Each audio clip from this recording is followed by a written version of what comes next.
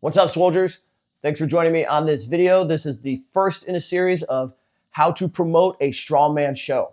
This video today will specifically talk about event selection and all the factors you need to weigh, consider, and think about when you're trying to make a fun, appealing, exciting, but also safe to a point, logistical and orderly strongman show. Okay, so I've run over 15 strongman competitions here in Florida over the last 3.5 years.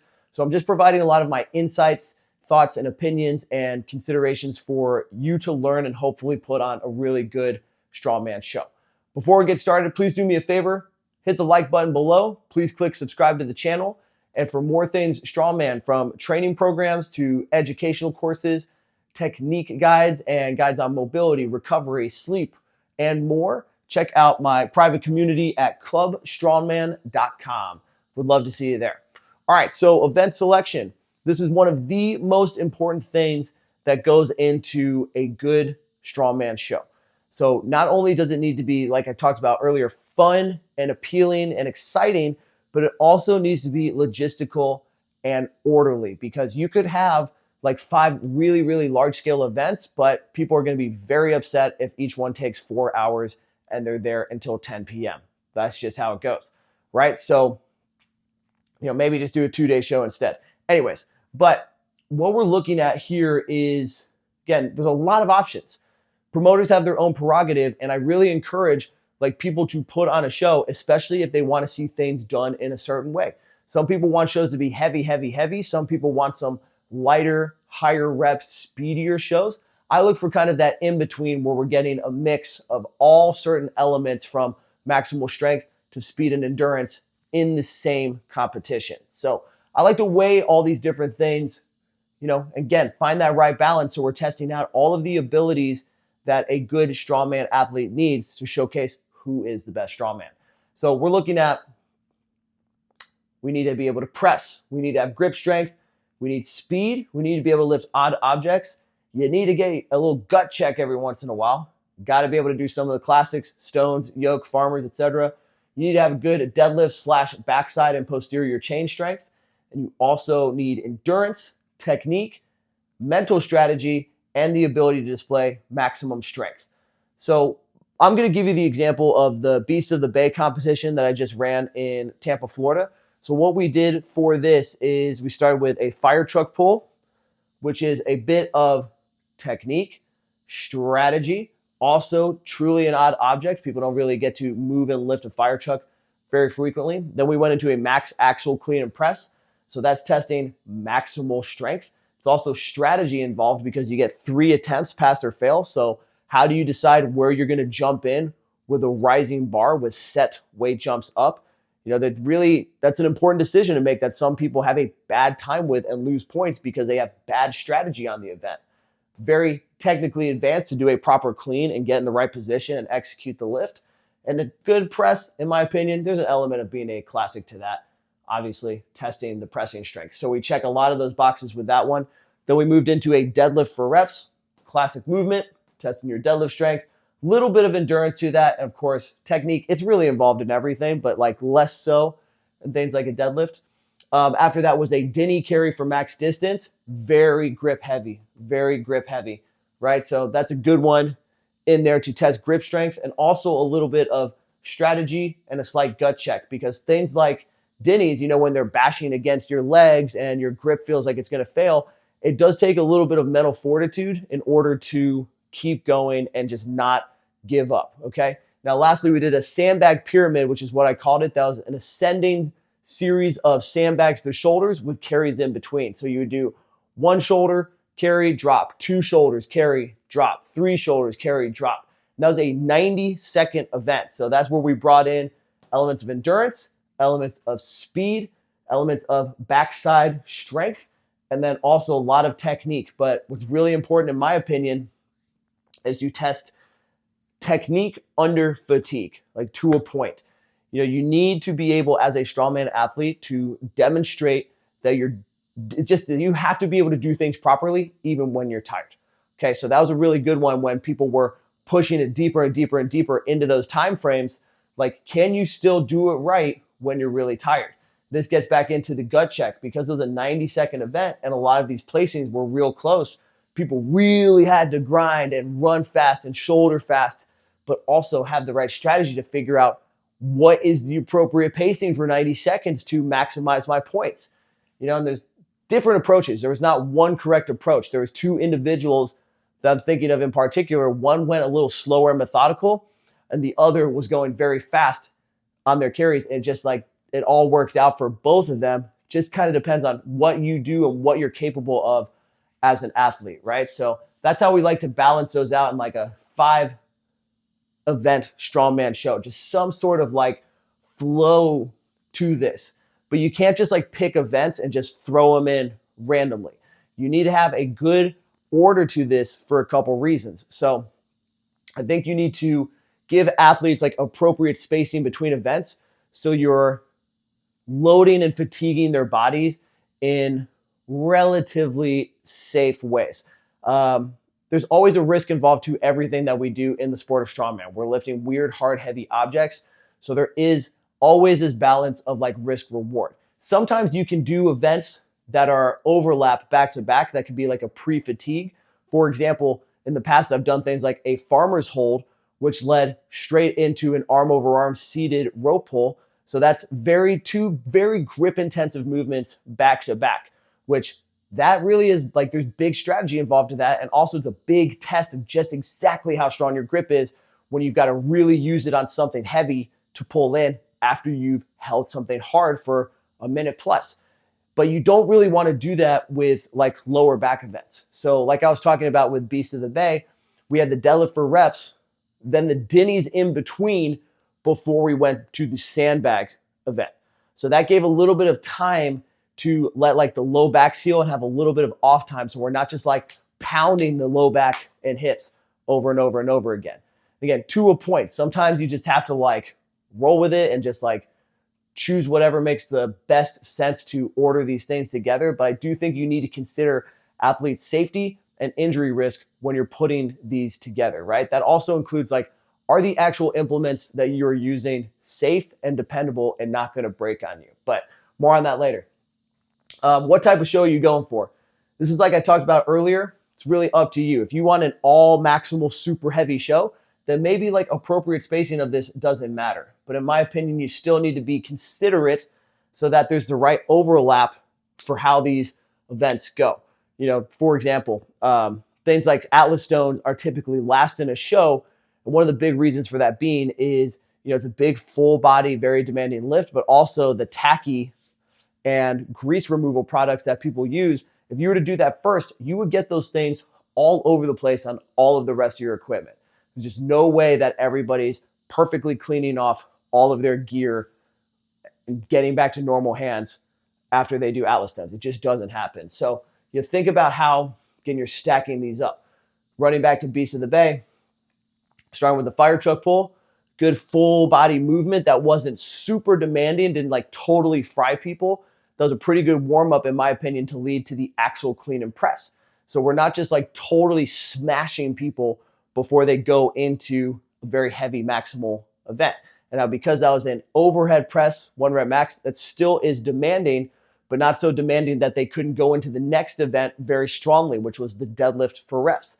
That's probably the most fatiguing event throughout the entire day. But again, we kind of like dip back down with the dinny carry, although hard, just not fatiguing in the same way before we go back to that higher fatiguing sandbag pyramid. So, we kind of had this like flow of, where the like really heavy demanding ones are so that it's orderly and balanced for athletes to do well across the board in all of the different events, right?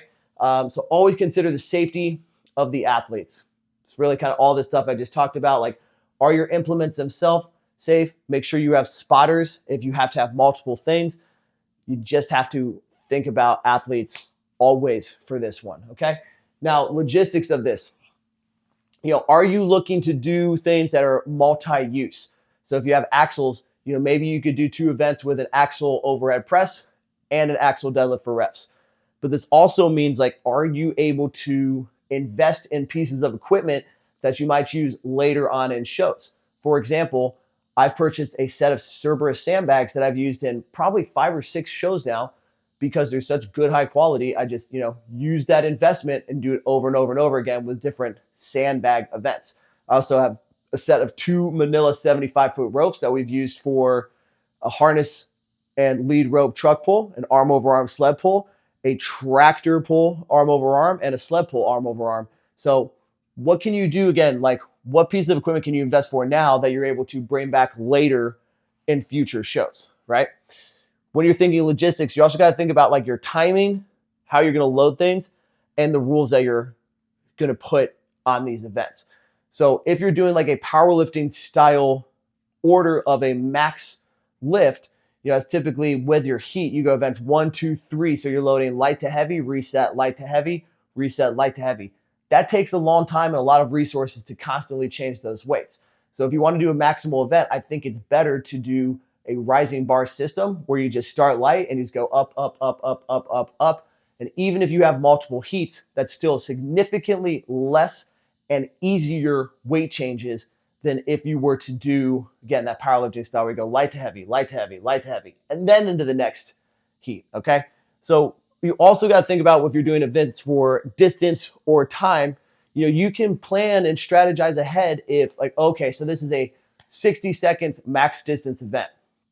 Let's say you're going to be able to have 3 lanes and you're going to run those 3 people at a time. Then you can think like, oh, okay, 60 divided by 3, 20. That means I can have 20 minutes of action time for this event. So when you're trying to make the whole day run smoothly and flow together real nicely, then you can plan ahead like, okay, well, that's going to save me a lot of time. I can get that event done probably in about 45 minutes. So consider with your combination of what available equipment you have, what rule sets you're putting out, and like how often it takes to like load and reset equipment. Like we don't want to do multiple things that are going to take hours.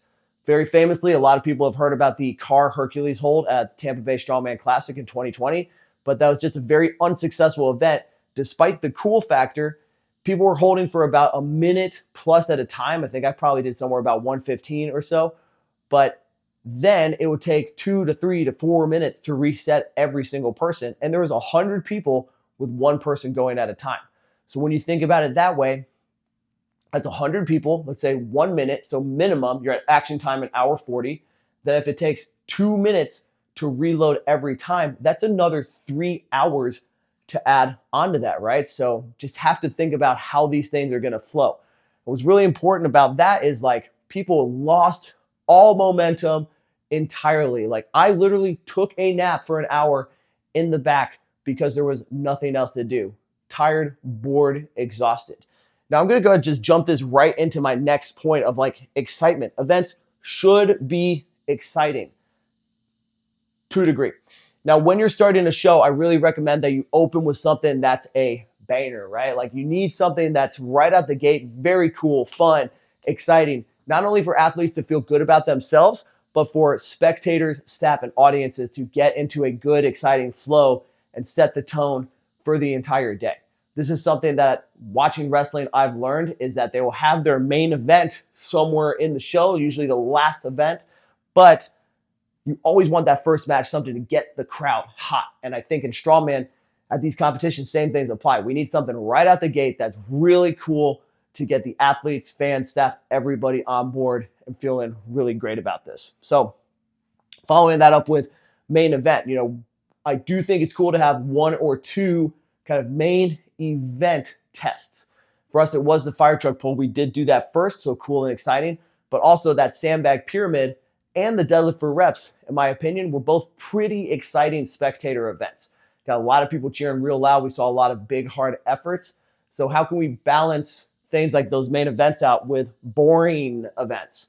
I had a couple critiques that the Denny holds were boring. Now, I understand. Not every event can be super big and large scale, but I once again referring to kind of the elements that we want to test out and like the appropriate order and spacing for athlete safety and like warm-ups and performance.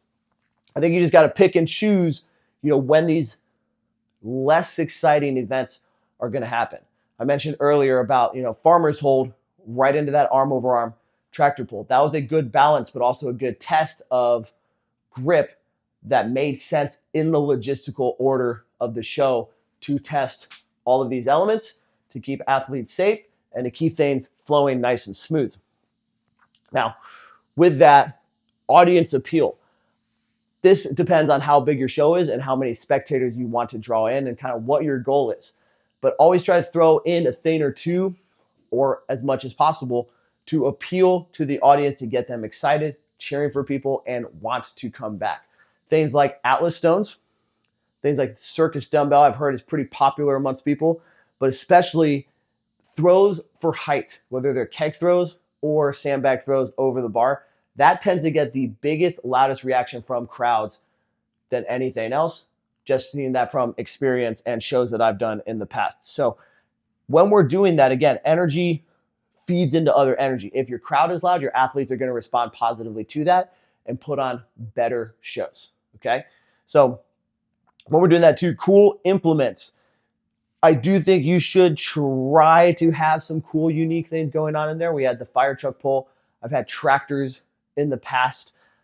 Think about how you can use maybe some sponsors for that. So it is Strongman. We want some sort of like odd object situation in the mix.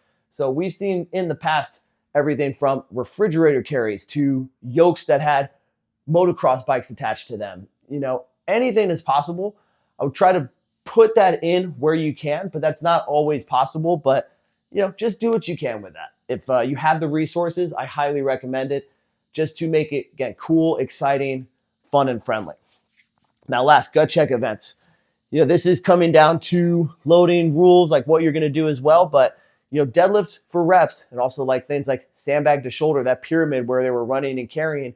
We saw a lot of very high level, hard fought reps on there, and people just go bananas when people are fighting for those weights. Like, it's just how it goes. Again, we want to think about, like, if you can get the crowd to respond positively and also give athletes a performance, you know, the platform to put on a really hard performance, that's sort of a yin yang where we have both sides that are feeding each other and making the whole thing just a larger spectacle. So how can you kind of put these things in to really test athletes, but really making exciting to watch, right?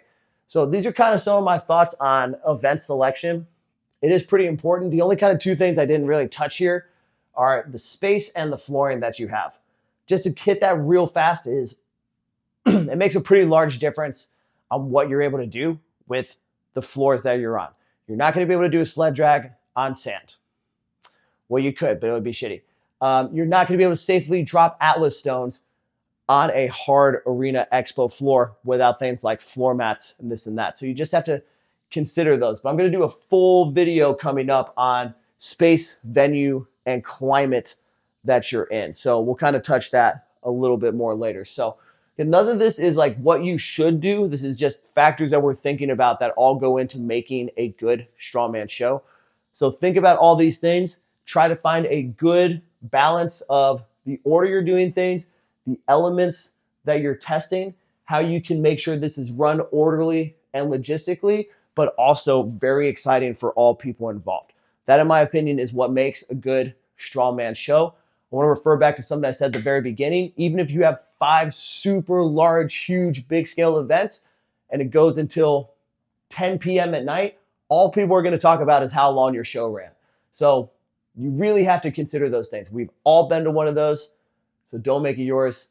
Pick and choose. Find that balance. Find that order to make it exciting, fun, safe to a point, and awesome. So thank you so much for watching. Once again, check out clubstrongman.com for some educational courses, technique tips, and training programs for strongman. Stay tuned for more videos and have a championship day.